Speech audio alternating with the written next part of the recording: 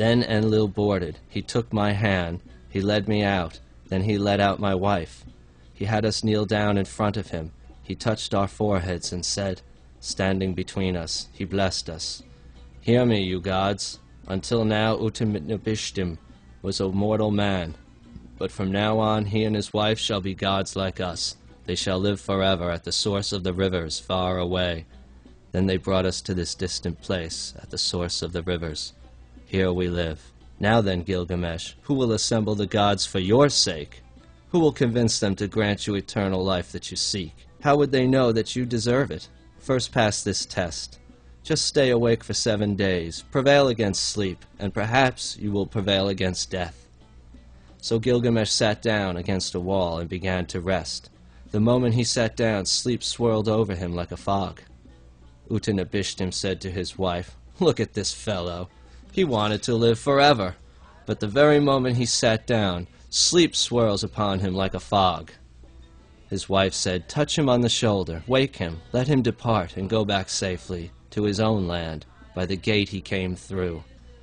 Utnapishtim said, "All men are liars. When he wakes up, watch how he tries to deceive us. So bake a loaf for each day he sleeps, put them in a row beside him, and make a mark on the wall for every loaf." She baked the loaves and put them beside him. She made a mark for each day he slept. The first loaf was rock hard, the second loaf was dried out like leather. The third had shrunk, the fourth had a whitish covering. The fifth was spotted with mold, the sixth was stale. The seventh loaf was still on the coals when he reached out and touched him. Gilgamesh woke with a start and said, "I was almost falling asleep when I felt your touch."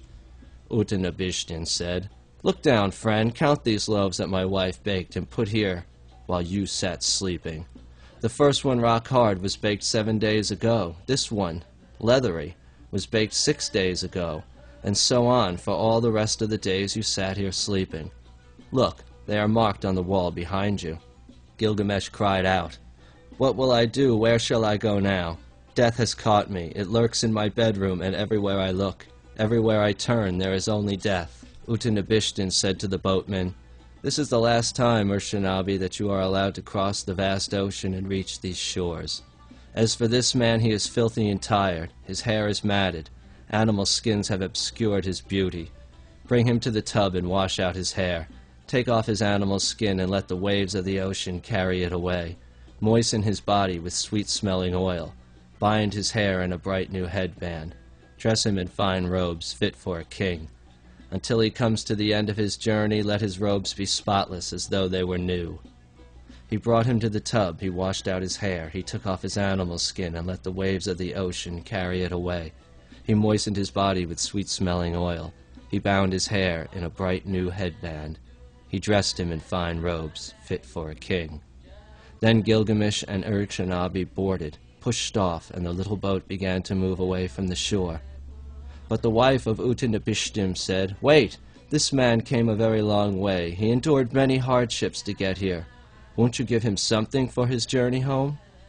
When he heard this, Gilgamesh turned the boat around, and he brought it back to the shore. Utnapishtim said, "Gilgamesh, you came a very long way. You endured many hardships to get here. Now I will give you something for your journey home, a mystery, a secret of the gods. There is a spiny bush that grows in the waters of the great deep. It has sharp spikes that will prick your fingers like a rose's thorns. If you find this plant and bring it to the surface, you have found the secret of youth." Gilgamesh dug a pit on the shore that led down into the great deep.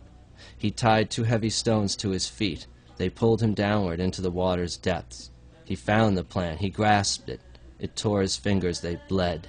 He cut off the stones. His body shot up to the surface, and the waves cast him back, gasping onto the shore. Gilgamesh said to Urshanabi, "Come here. Look at this marvelous plant, the antidote to the fear of death. With it, we will return to the youth we once had. I will take it to Yorick. I will test its power by seeing what happens when an old man eats it. If that succeeds, I will eat some myself and become a carefree young man again." At 400 miles, they stopped to eat. At 1,000 miles, they pitched their camp. Gilgamesh saw a pond of cool water. He left the plant on the ground and bathed. A snake smelled its fragrance. Stealthily it crawled up and carried the plant away. As it disappeared, it cast off its skin. When Gilgamesh saw what the snake had done, he sat down and wept. He said to the boatman, "What shall I do now? All my hardships have been for nothing. O Urshanabi, was it for this that my hands have labored? Was it for this I have gave my heart's blood? I have gained no benefit for myself, but have lost the marvelous plant to a reptile. I plucked it from the depths, and how could I ever manage to find that place again? And our little boat, we left it on shore." At 400 miles they stopped to eat. At 1,000 miles they pitched their camp. When at last they arrived, Gilgamesh said to Urshanabi, "This is the wall of Yorick, which no city on earth can equal. See how its ramparts gleam like copper in the sun? Climb the stone staircase, more ancient than the mind can imagine. Approach the Eanna temple, sacred to Ishtar, a temple that no king has equaled in size or beauty. Walk on the wall of Yorick, follow its course around the city, inspect its mighty foundations, examine its brickwork, how masterfully it is built. Observe the land it encloses, the palm trees, the gardens, the orchards, the glorious palaces and temples, the shops and marketplaces, the houses, the public squares."